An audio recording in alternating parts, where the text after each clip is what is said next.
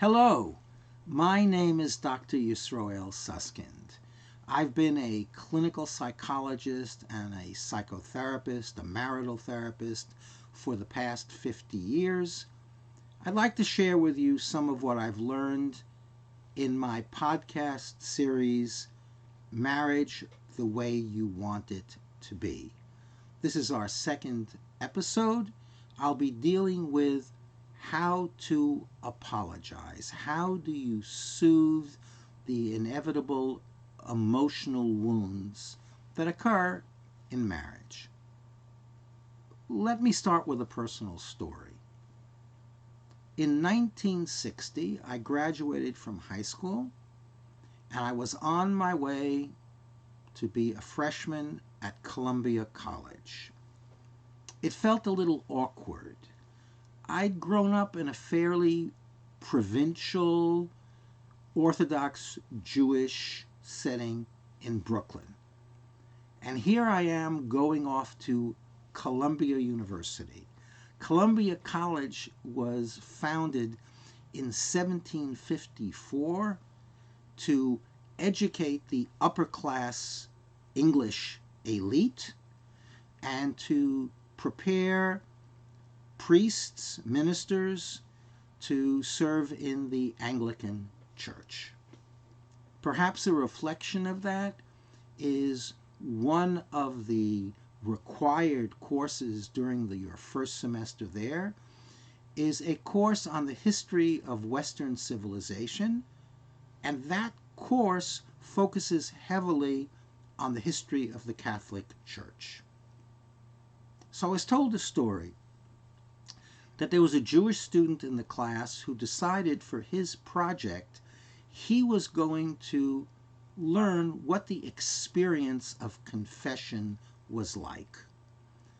And he tried to prepare himself so that when he went into the church, he'd look like he belonged.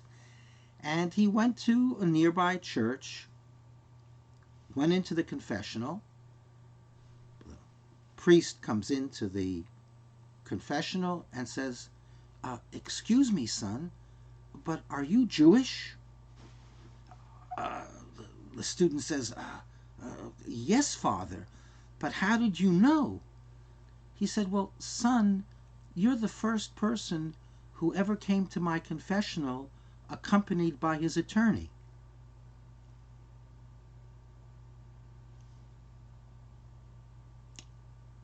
It's hard to put yourself in a position of saying, I'm sorry, and apologizing. A lot of us want to come accompanied by our attorney. How does that translate into marriage? I'd like to share with you 6 principles that can make you much more effective in soothing emotional wounds. Principle number 1, don't bring your attorney. Often when a husband is apologizing to his wife, he wants to explain that he didn't mean anything bad by what he did. His wife does not want, at that moment, explanations. She wants to know that he truly cares that she's hurt and that he wants to understand how she feels. Afterwards, if there are mitigating circumstances that he wants to share to show to her that there was no malintent, that's for later. Principle number 1.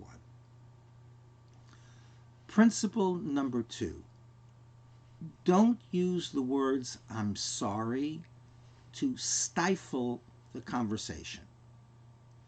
None of us like criticism. None of us like being told what we did that was wrong. And I've had the situation where a husband will say to his wife, okay already, look, I said I'm sorry. What else do you expect me to say? And the wife says to me, I feel stifled. I feel his I'm sorry doesn't mean I'm sorry. His I'm sorry means shut up, I've heard enough. So what do we do instead? Principle number 3. Even though we don't want to hear criticisms of ourselves, open the door and draw the person out. So the husband says to the wife, or the wife says to the husband, I'm really sorry that you're hurt. I'd like to understand what that's like for you. Uh, I never imagined that this would be so painful for you. What did it mean to you? You give the person an opportunity to pour out their heart.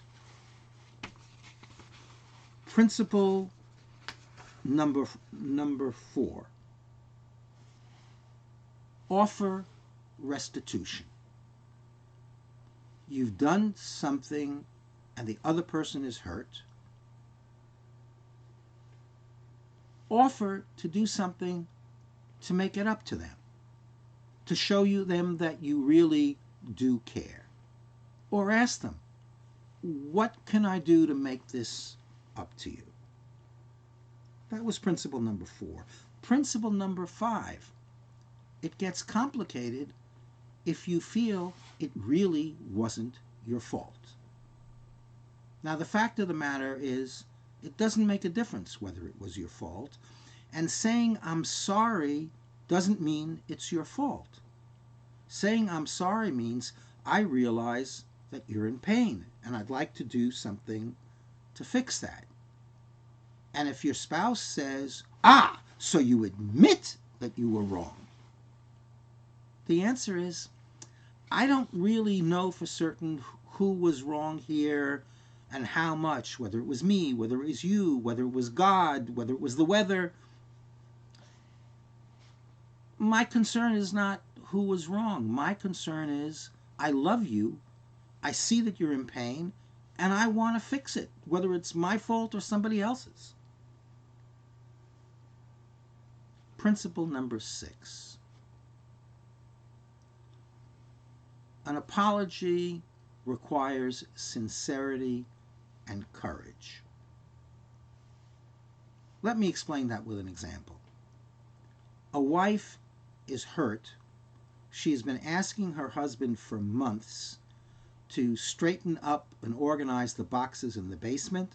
There are things down there that are important to her that she can't find because of the mess. He keeps saying he's going to do it, and he never gets it done. Now, he could say, I'm sorry. But what if the truth is there's a reason why he hasn't gotten it done? What if the truth is he's angry at his wife? He asks her to do so many things, and he doesn't tell her that he's angry. What he just does, he says, yes, I'll do it, and then he doesn't do it. It doesn't help for him to say, I'm sorry, when it's not sincere. In fact, it makes things worse because the wife is confused. She doesn't understand why this problem persists. And he needs to have the courage to say to her, look, I didn't tell you, but when I say to you, yes, I'm going to do it, the fact is I really don't want to do it.